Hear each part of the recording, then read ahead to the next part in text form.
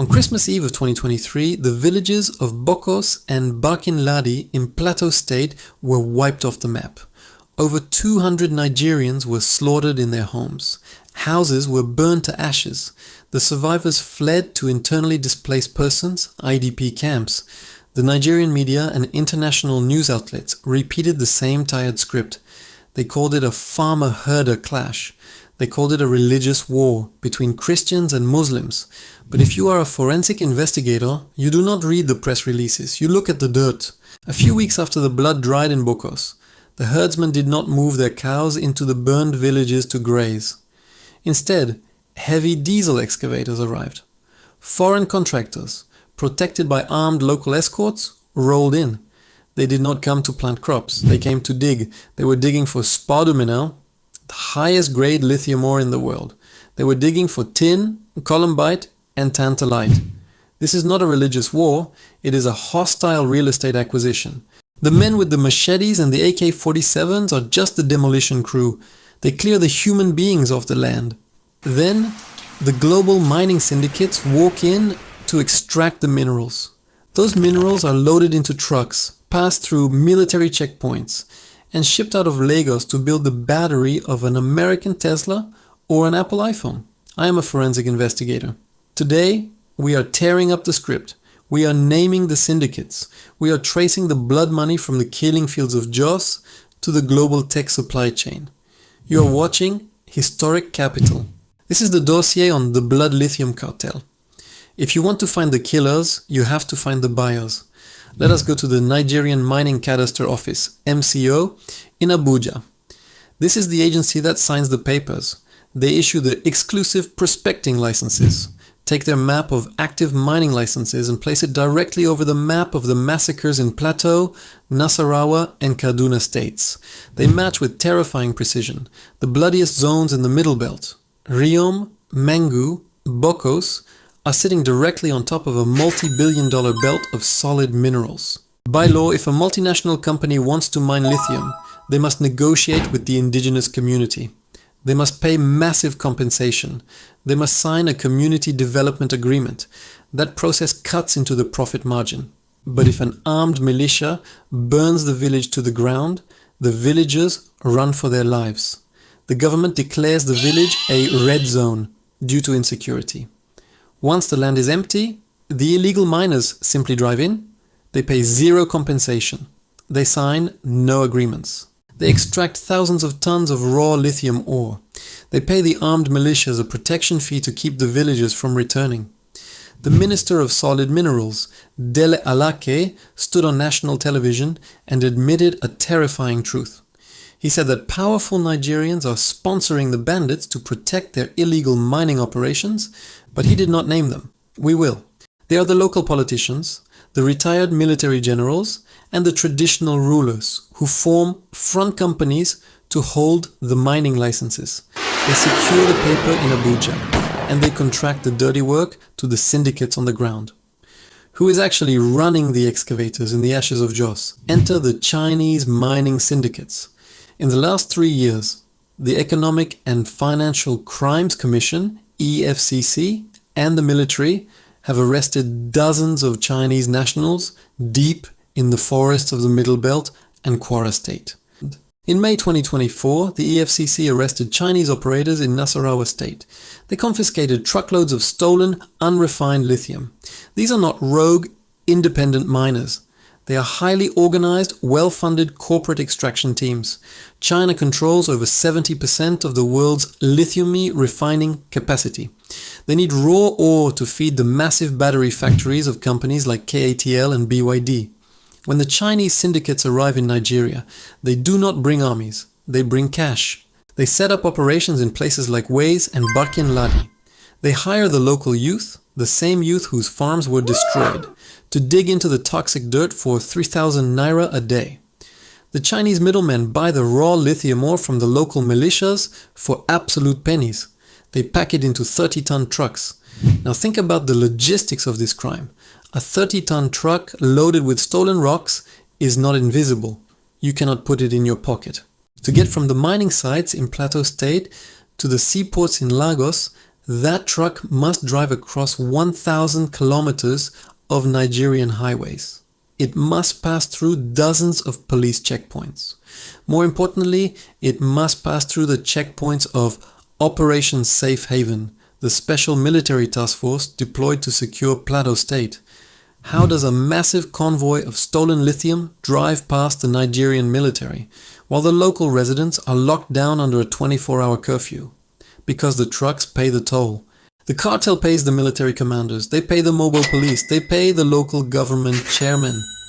The security forces do not stop the trucks, they escort them. The citizens are slaughtered, the trucks are protected. When the trucks arrive in Lagos, they meet the customs cartel we exposed in our last dossier. The raw lithium cannot be legally exported without paying massive royalties to the federal government. The Nigerian law says you must refine the minerals locally before export. But the Chinese syndicates do not want to build refineries in Nigeria. They want to extract the raw earth and run. So they buy the signature of a Nigerian customs officer. The customs officer logs into the export database at Apapa port. He classifies the highly valuable lithium or columbite as lead slag, zinc, or raw earth. He falsifies the bill of lading. He hits approve. The containers are loaded onto the massive ships of Maersk and MSC. The stolen wealth of Plateau State leaves the shores of Africa. The Nigerian treasury collects zero royalties. The local government collects zero taxes. The ships sail to the ports of Shanghai and Shenzhen. The raw ore is dumped into giant chemical refineries. It is melted down, it is purified. The moment it melts, its origin is completely erased. The blood is washed away in the fire. This brings us to the buyers, the trillion-dollar American technology companies. Elon Musk needs lithium to build the batteries for Tesla. Apple needs it for the iPhone. Microsoft needs it for their servers. You might ask, how can an American corporation legally buy minerals stolen from a burning village in Nigeria? Because the United States government gave them a loophole. In 2010, the US passed the Dodd-Frank Wall Street Reform and Consumer Protection Act. Section 1502 of this law was designed to stop the trade of conflict minerals. It forces publicly traded American companies to prove to the US Securities and Exchange Commission, SEC, that their supply chain does not fund armed militias. But read the legal text of the law. The Dodd-Frank Act explicitly defines conflict minerals as those originating in the Democratic Republic of the Congo, DRC, or its adjoining countries. Nigeria does not share a border with the Congo.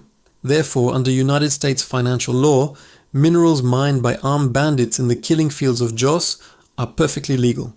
A tech company in Silicon Valley can buy thousands of tons of refined lithium from a Chinese middleman. They can put it into an electric vehicle. They can file their paperwork with the SEC in New York, and they can legally stamp the battery as conflict-free. Wall Street looks the other way. The green energy revolution in America is heavily subsidized by the massacres in West Africa. The American consumer buys a Tesla, thinking they are saving the planet. They do not know that the battery was charged by the destruction of an indigenous community in Plateau State. The global tech market demands cheap lithium. The Nigerian cartel supplies the blood, while the foreign syndicates take the minerals. What do the local Nigerian politicians get? They get the emergency budget. Every time there is a massacre in Jos or Kaduna, the state governor goes on television. He cries for the victims. He declares a state of emergency. And then he accesses the security vote.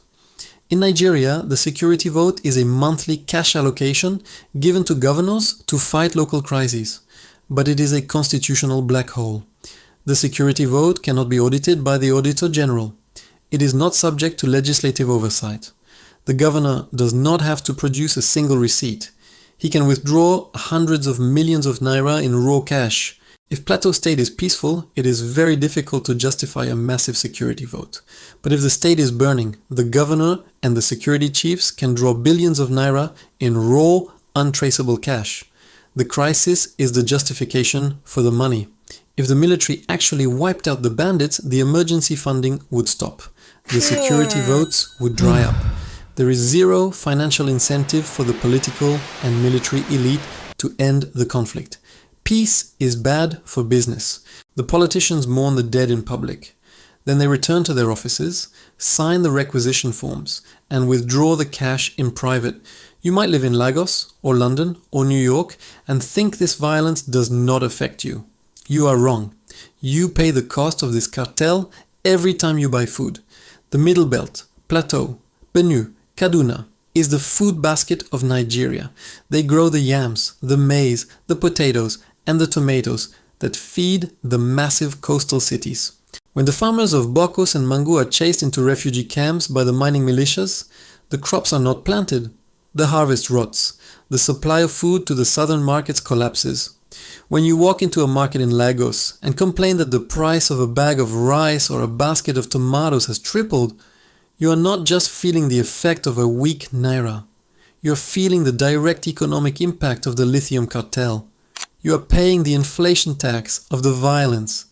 The syndicates extract the clean energy for the West, and they leave starvation and toxic waste in the Nigerian soil. We look at the breaking news alerts and we see chaos. We are told it is a tragic failure of security. We are told it is an ancient tribal hatred over cattle. It is not a failure. It is a highly efficient, highly profitable corporate supply chain. The violence is simply the first step in the manufacturing process of a global commodity. It clears the land. The Chinese syndicates dig the ore. The Nigerian military escorts the trucks. The customs cartel stamps the export papers. The politicians pocket the security votes. And the Western tech companies buy the clean, finished product. Every player in the system profits. The only entity that loses is the citizen. The next time you read a headline about a farmer-herder clash in a resource-rich state, do not look for the cows. Look for the excavators. Look for the shipping containers. Colonialism did not end. It just updated its technology. They no longer use royal charters to seize the land. They use proxy militias and corporate loopholes. It is colonialism by contract, and it is signed in blood. This dossier exposes the true cost of the global technology boom. If this forensic breakdown changed how you view the violence in Nigeria, you must share it. Send it to someone who still believes the mainstream headlines about religious wars. We have exposed the oil cartel, the London banks, the shipping monopolies, and now the blood minerals. But there is one final piece of the extraction machine. The institution that forces nations to devalue their currency and remove their subsidies in the first place. If you want us to open the files on the IMF, the World Bank, and the currency devaluation trap, make sure you hit the subscribe button right now. Leave a comment below. Did you know about the Dodd-Frank loophole for US tech companies? Do you think the tech giants should be forced to audit their Nigerian supply chains? Let's read the records together. You are watching Historic Capital. The truth is in the transactions. Follow the money.